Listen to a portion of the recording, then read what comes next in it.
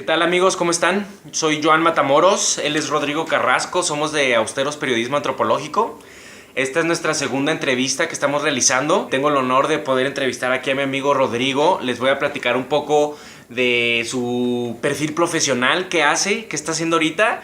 Y bueno, pues entrevistarlo un poco, que nos platique de los proyectos. Él es egresado de la hoy extinta ENA Chihuahua, en antropología social. Se encuentra haciendo su maestría en antropología física en la EAN, que significa Escuela de Antropología e Historia del Norte de México. Él tiene pues una amplia variedad de temas que a mí me gustaría que nos vayamos dando el tiempo de abordarlos. Ahora nos vamos a ceñir a uno, pero les voy a platicar un poco de sus temas. Él ha trabajado la cultura vaquera aquí en Chihuahua, los homeless o aquellos que no tienen hogar en Los Ángeles, en Oklahoma, en Dallas.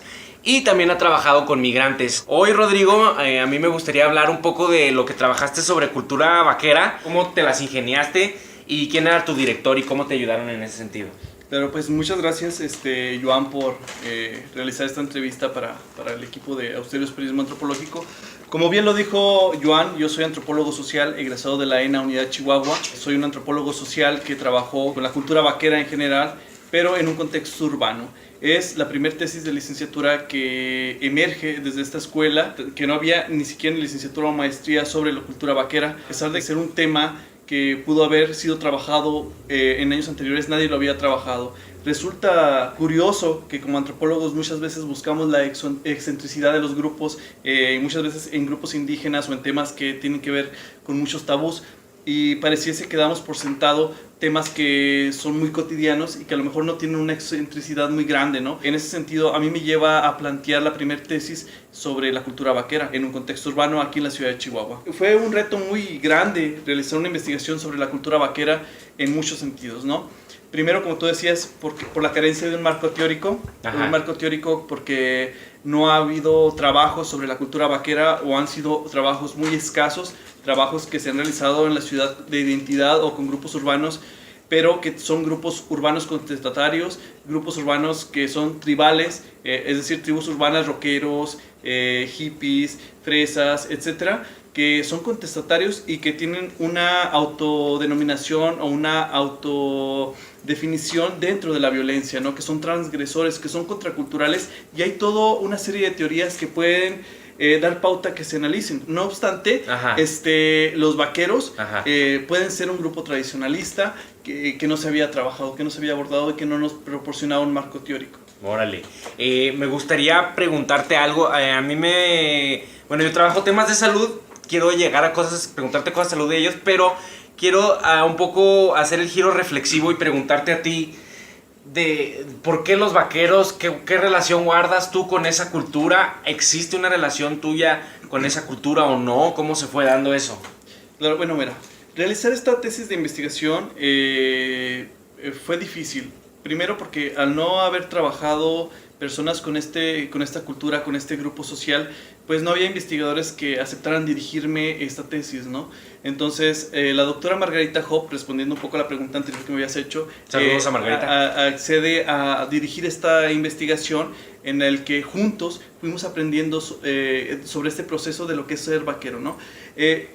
La iniciativa de por qué hacer esta tesis sobre vaqueros surge quizá a lo mejor por mi familia se dedica a la ganadería en un contexto rural, y a partir de ello me hacía muchas preguntas por no pertenecer al grupo de vaqueros. Órale. Entonces, todas las preguntas que yo me hacía, que yo veía reflejadas en el entorno familiar, en el entorno de una comunidad rural, pues las vi o las quise entender a partir de una tesis de licenciatura que es con los vaqueros, ¿no? Órale. Entonces, fue una tesis muy amplia, muy extensa, a lo mejor abrí muchas ventanas, no cerré muchas puertas, pero es un primer trabajo descriptivo que puede dar pauta a que haya nuevos trabajos de análisis ya más teóricos, más reflexivos sobre esta cultura que es tan tradicional, tan auténtica del norte de México. Muy bien.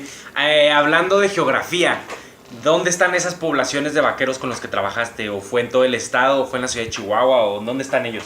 Muy bien, mira, empiezo haciendo un análisis sobre lo que es la ganadería en el norte de México, en estados como Tamaulipas, Sonora, Sinaloa, Chihuahua, que son estados con una ganadería, una exportación o una importación ganadera muy densa, a diferencia del centro y del sur del país. No obstante, el que haya una ganadería, pues digamos mayor, también proporciona que haya una identidad mucho mayor del vaquero, porque el vaquero es aquel sujeto, aquel ser que se dedicaba en cierto periodo a cuidar del ganado, ¿no?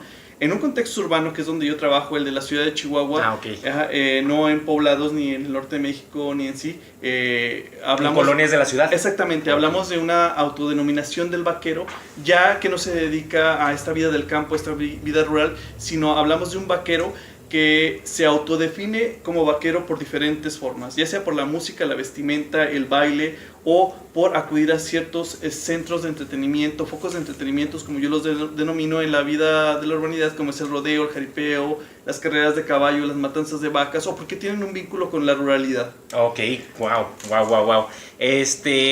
Tal vez sin un fundamento, pero yo asocio, igual también por ser de aquí de Chihuahua, un poco de esa cultura con el machismo. Sin embargo, ahorita hablábamos de que trataste con temas de homosexualidad. Entonces quiero ver si me puedes un poco platicar cómo es el machismo y qué onda ahí con la homosexualidad.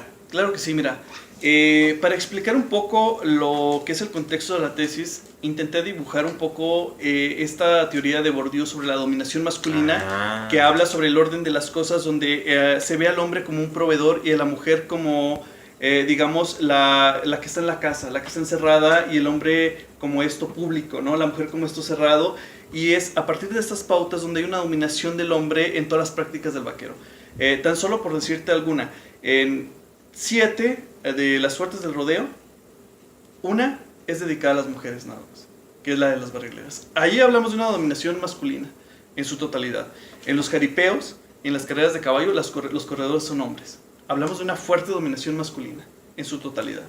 Pero la masculinidad también puede ser un hilo conductor que articula los diferentes rasgos diacríticos o emblemáticos de la cultura vaquera, como la vestimenta. Las mujeres se visten de una forma vaquera que asemeja a un hombre de alguna manera. Es decir, no hay una vestimenta propia de la mujer como tal. O sea, hay vestimenta de las mujeres, de pantalones para mujeres, pero con corte de hombre, camisas con corte de mujer, perdón, pero que utilizaría un hombre, ¿no? Las botas, etcétera, ¿no? Wow. En el baile. Hay un reflejo también muy grande, por ejemplo, en el baile, quien manda es el hombre. Quien invita a bailar y quien corteja es el hombre. Claro. O sea, hay secretos inmiscuidos dentro de este tipo de cosas. Ahora, en relación a la homosexualidad, en la ciudad de Chihuahua, yo la estudié a partir de lo que son las reuniones vaqueras. Las reuniones vaqueras tienen una historia ya aproximadamente de 10, 11 años, en las que de alguna manera yo atribuyo nociones de identidad a partir de ciertos rasgos de identidad de los vaqueros. Por ejemplo, asociaciones a ciertas vestimentas. O sea, como para identificarlos a los gays. Exactamente, mira. ¿Cómo yo atribuyo a cómo inicia este tipo de nociones? Primero que nada, el estado de Chihuahua se encontraba en cierto periodo con fuertes racias de violencia atribuidas a personas homosexuales, por el hecho de que si te veían en la calle por ser homosexual, te arrestaban, te golpeaban los policías y le hablaban a tu familia para decir tu hijo es gay. Y en ese sentido, pues transgredían esta identidad de la persona. Y muchos de ellos empezaron a vestirse de manera vaquera, porque la vestimenta vaquera proporcionaba virilidad, masculinidad. Wow. Entonces evitaban este tipo de racias que se enfrentaban en torno de ellos, y empezaron a crear las reuniones vaqueras secretas, donde se reunían vaqueros homosexuales o bisexuales, wow, no solo del estado, sino de todo el país. Pero bien interesante lo que sucedía con la vestimenta. Había nociones bien importantes. Hacen un concurso que es el concurso del Mr. Vaquero, el rostro vaquero, que actualmente se ha intensificado a nivel mundial, donde, por ejemplo, el vaquero homosexual atribuía a la tejana como si fuera una corona, a la camisa como si fuera un vestido y a las botas como si fueran un tacón, ¿no? Wow. En ese sentido, hay otras investigadoras que han trabajado los vaqueros últimamente. Desgraciadamente no me di cuenta cuando yo estaba haciendo la investigación, creo que la estábamos haciendo en el mismo lapso, que es la investigadora Navera, que ella también hablaba un poquito de este tipo de nociones, ¿no? De la vestimenta vaquera, aun cuando es para heterosexual, como muy feminizada. Wow. Oye, no puedo evitar preguntarte algo que salta en mi cabeza, porque ahorita estábamos viendo que estás en antropología física, ¿no? Ajá. Y ya estás con restos pues trabajas con restos de rarámuris, que es como otro tema. ¿Por qué no seguir con ese tema o a futuro? ¿Qué piensas hacer? Porque, o sea, empezando por el hecho de que es algo que no está tan tratado, pues es una beta para ti, como una oportunidad para desarrollarla, y más estando en Chihuahua. ¿Qué opinas de eso? ¿Cuál es el futuro de ese tema en tu quehacer?